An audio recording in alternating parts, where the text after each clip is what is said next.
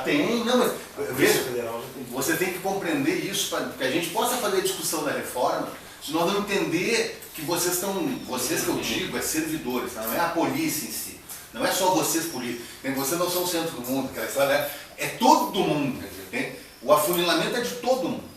Tanto que eu peguei o exemplo do INSS, que é uma coisa que a gente meio que é distrata, entendeu? Porque como é que eu vou botar toda uma informação que é estratégica na mão de uma entidade ou de alguém para fazer concessão de benefício por doença, ou seja, lá o que for, uma aposentadoria por idade, cujos dados é do próprio INSS. Mas é mais ou menos isso. Então esse afunilamento, fazendo a distinção lá da Lei Complementar 51, do momento político dela, a gente tem que lembrar isso, porque às vezes a gente não pega essa história e agrega para mostrar assim, não, mas parei, em 1985 eu precisava de uma polícia independente. Em 1985 precisava meio que romper aquela relação de polícia civil e polícia militar. Lá o conceito era esse. Então você faz isso, inclusive constituindo a carreira, constituindo direitos e garantias distintas dos outros. Tu vai começar a fazer isso, até porque o Estado vai trabalhar com estas carreiras na sua forma, e aí por isso a gente fala da carreira de Estado, né? Porque interessa para o Estado. Será que amanhã depois segurança pública vai ser interessante para o Estado? Hoje é, certo? Era, na década de 80, saúde estratégica. Aí começaram a destruir a saúde, quem é que entrou? Quem é que hoje monopoliza a saúde no Brasil? São planos de saúde privada. Quando se destrói a Previdência, quem é que se abre no mercado? Planos de previdência privada. Não era à toa que o Guedes queria capitalização. Porque é o seguinte, aí eu fecho a polícia, a questão... Fecha a polícia em termos de aposentadoria. A questão da polícia não é comigo, não vou comandar desses caras. Isso aqui só me atrapalha a folha, manda esse cara todo embora.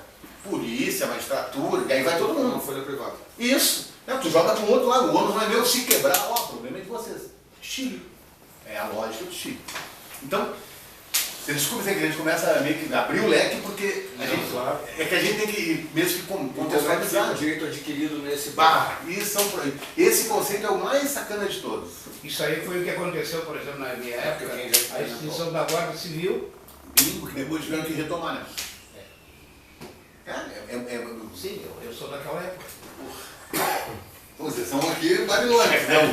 Aqui no dia da posse, no dia da posse, o primeiro cara a fazer chassi no Brasil estava lá. Isso aqui é Eu gostei do Babilônia. E aí, Babilônia? mas olha aqui. Mas não, essa carreira aqui é... Mas, por exemplo, tudo isso que a gente está conversando vai cair nessa pedra de toque, eu estou falando de direito adquirido, né? Vai cair na pedra de toque do direito adquirido. Né? O que é direito adquirido? Mas eu vou só fechar essa história aqui para a gente poder começar a pensar na reforma, tá? Porque nós tivemos um outro problema, que aí talvez não havia, Mário, naquele momento da emenda 41 e 47, a organização que vocês têm.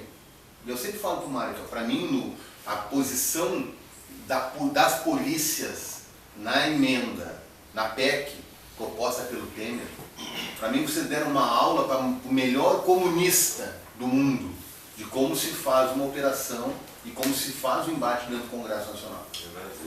Vocês derrubaram a PEC do Temer. Aquele dia que vocês botaram o pé na porta e quebraram a frente do Congresso e foram para dentro da comissão e mandaram os caras calar a boca. Não fomos nós. Não,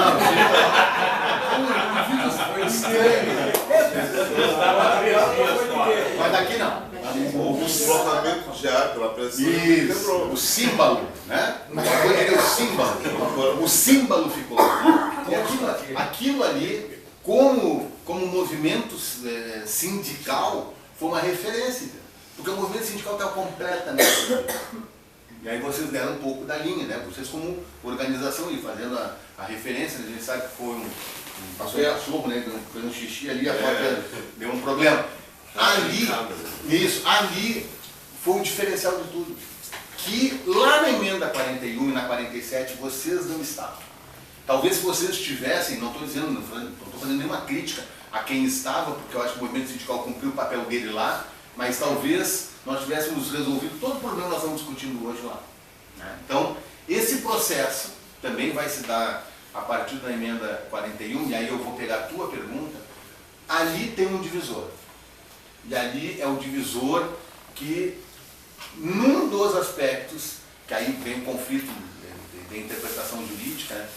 Num dos aspectos está sendo revogado pela PEC 6, que não poderia, que é para os servidores do quadro geral, aquele trabalhador que tem mais tempo de contribuição, ele poderia diminuir um tempo na idade, porque com a emenda 41 tu passa a ter não mais aposentadoria por tempo de contribuição, ela não se define mais assim, ela é tempo de contribuição e idade, então são dois requisitos, além dos demais, né, que é tempo de serviço público, etc.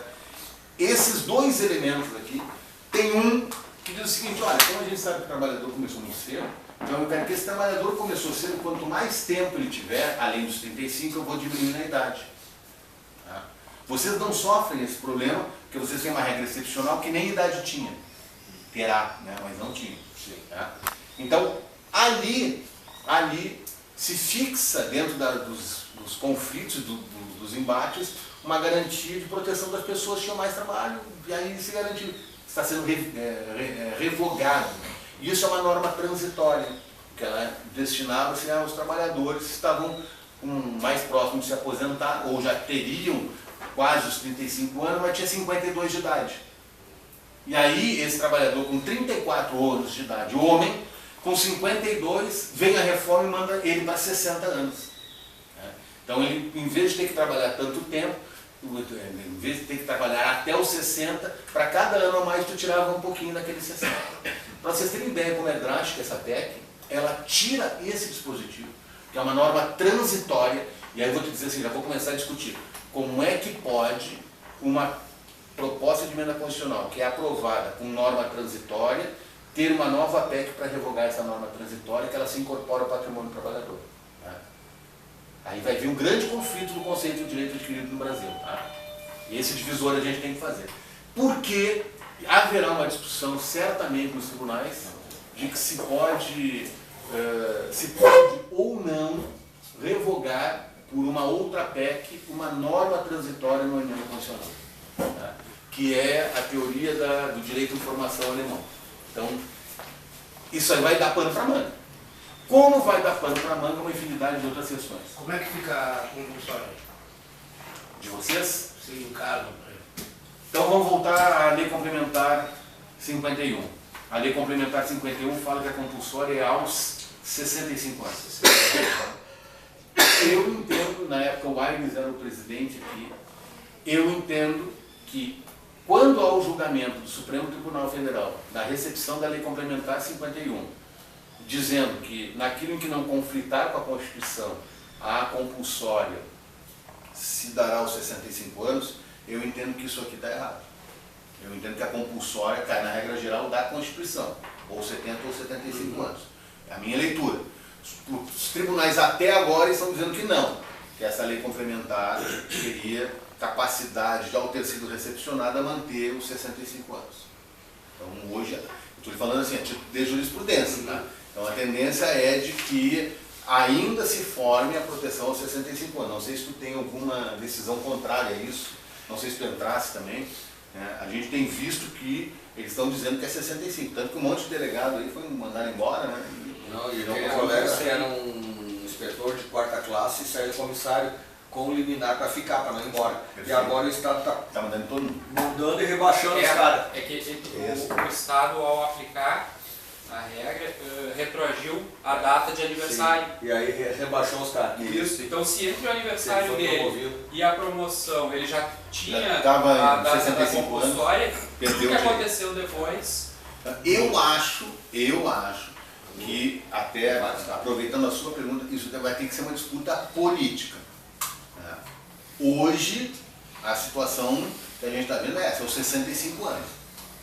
E aí, obviamente, às vezes tu está, o delegado, eu me lembro que tinha problema que a maioria estava em terceira há 6 meses da quarta e não vinha embora, né? Que é o que aconteceu aqui, tu está na quarta, na última cadeia para chegar comissário e tu acaba tomando pau. Então, essa discussão, eu acho que está equivocada. Se não me engano, até tem uma DIN aqui estadual, não sei se chegaram a entrar, para tentar... Teve um incidente de inconstitucionalidade sobre esse tema. Da compulsória da 51 teve. E aí eu não sei como é que está aqui no tribunal, até porque eu disse para o Márcio, essa discussão mais individual eu não vou meter porque é do sindicato, é a diretoria e o advogado, porque é um problema que a nós chega, mas não é o cara que é sindicalizado que acaba chegando no escritório por outros fatores. Mas a discussão existe. Ao meu ver, tem que prevalecer a Constituição, porque há um conflito de norma. E aí, por mais que eu recepcione uma lei complementar, ela não pode alterar o comando constitucional. Ela pode sim garantir os 20 anos mais 10, porque tem dentro da Constituição a possibilidade de normas regrarem especificamente categorias, como acontece com o professor, como acontece com vocês. Então, isto, o 20 mais 10, eu entendo plenamente possível. Vou dar um exemplo. Eu, particularmente, já falei para o Mário, não sei como é que até agora eles não exigiram idade mínima para vocês. Eu não sei. Se eu sou procurador-geral do Estado, eu já mandava fazer um parecer e dizer assim, ó, vocês caem nos 60 anos. Ah, mas é aposentadoria especial. Para mim não é. Entendeu? Para mim não é. Aí o Mário diz assim, pô, mas tá jogando contra nós. Não, eu estou avisando vocês. Porque isso pode acontecer. Daqui a pouco vai dar uma loucura lá. No mínimo, pegar a idade do professor. Homem e mulher. Né? Por quê? Porque são normas de tratamento excepcionais. Então, poderia, né, se a norma seria recepcionada, e aí quando ela foi recepcionada sem idade mínima e com o conceito no voto da ministra Carmen Lúcia de que é uma aposentadoria especial. Por isso que todo mundo fala, só eu que digo que não é. Mas o professor é 25 anos na sala de aula. Em tese, porque Porque se ele fizer 20 anos na sala de aula e 5 lá na secretaria, pode. Direção? Hoje pode. A jurisprudência mudou. A jurisprudência fala que é profissional do ensino. E aí o conceito de profissional do ensino é todas as condições de exercício para o magistério. E o magistério não é só a sala de aula. O magistério é sala de aula, é orientação educacional, psicológica, direção, secretariado e etc. Então esse é o conceito. É como se a gente estivesse aqui nessa sala. Quem estiver nesta sala, ele é professor de química, ele é gestor, eu sou psicólogo, estamos todos aqui dentro da sala, que é o conceito de ensino, eu tenho direito à contagem do tempo como professor, desde que seja no ensino fundamental, médio e o outro é um pequenininho lá. Infantil. Isso, é infantil, fundamental e médio. Estes têm proteção. O que está no nível superior não. Aí ele é comum. Para te ver como uma regra ele é excepcional, que excepciona outros e joga os outros num outro caminho. Então hoje pode isso. Por isso que é uma discussão que eu também já fiz com o Mário. Mário, tu imagina um cara que eu vou pegar uma abstração. Você vai dizer, mas tu não conhece a história do escrivão. Tá bem? Mas o escrivão que está lá dentro vou lá pro DAP, que ninguém vai assaltar, não vai ficar vagabundo no DAP, em tese, né? Não vai o Fernando Henrique não vai levar o almejado pro DAP, né? Então, ou o cara vai fazer um... Assim, a 7366 obriga o policial civil a andar armado mesmo. Sim. De férias, tá? Sim.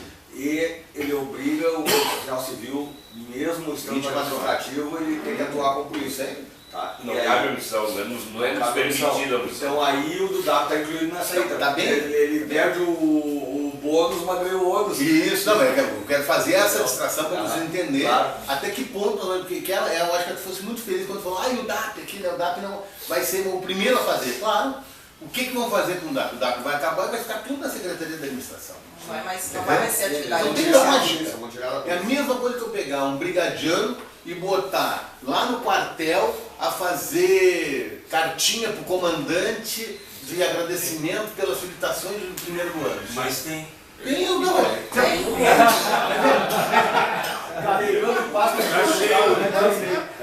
Mas Mendonça, tem isso em todos os caras. Né? Então, essa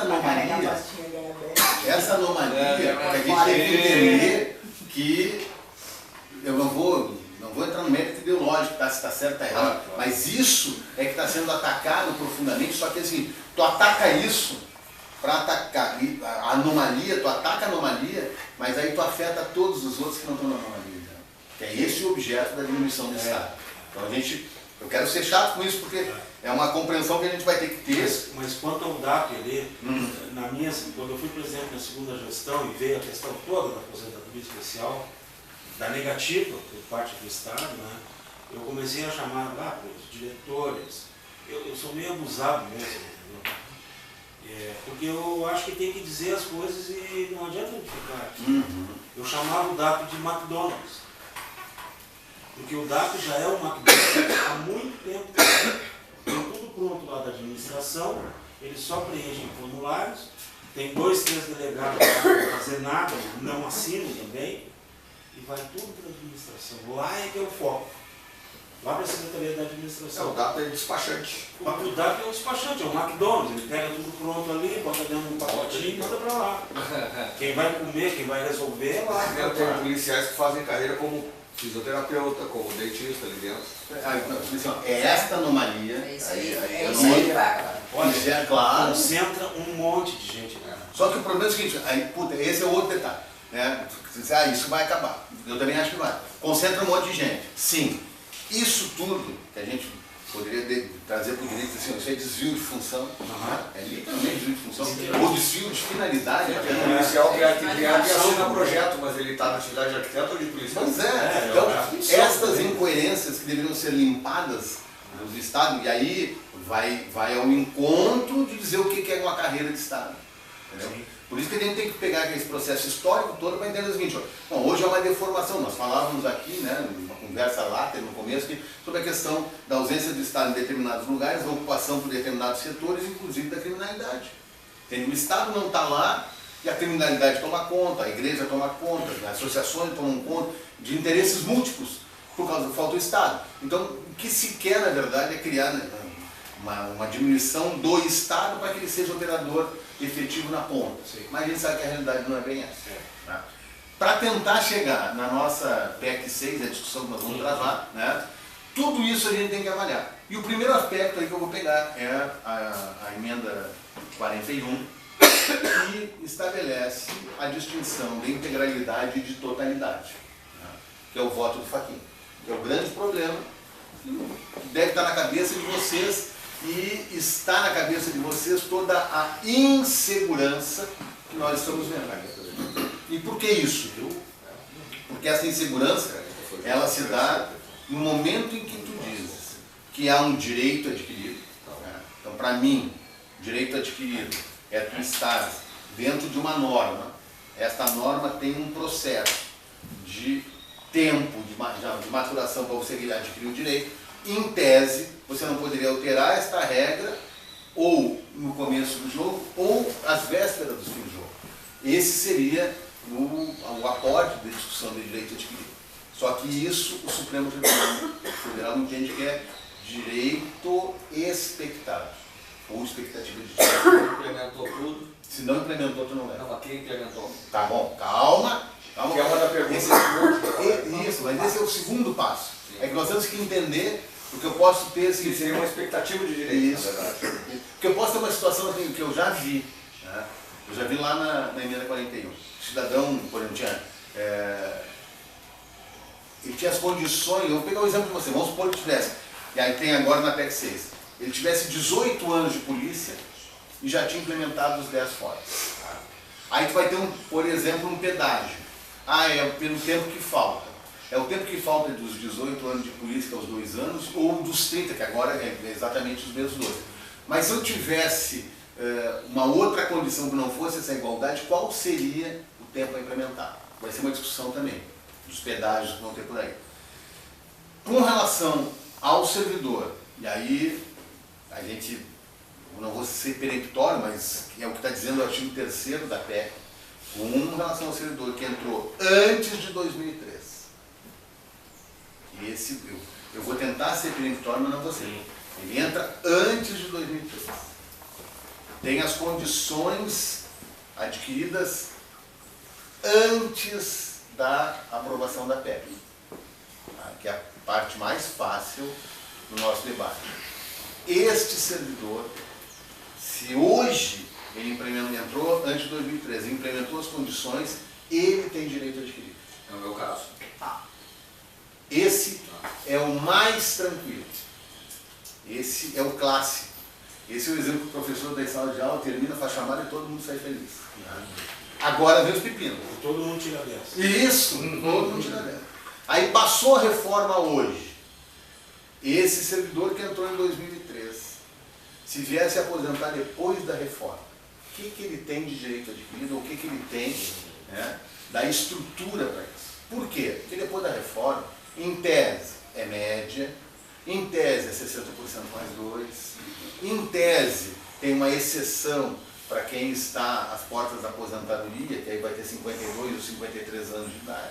Se não, ele vai acabar caindo na vala comum, com 55. Então, aí, esse vai ser o grande problema de vocês e da discussão que vai se dar a partir do cara que tiver o direito depois de aprovada a emenda constitucional. Nada é certo, então, depois de aprovado. Nada é certo. Se não tiver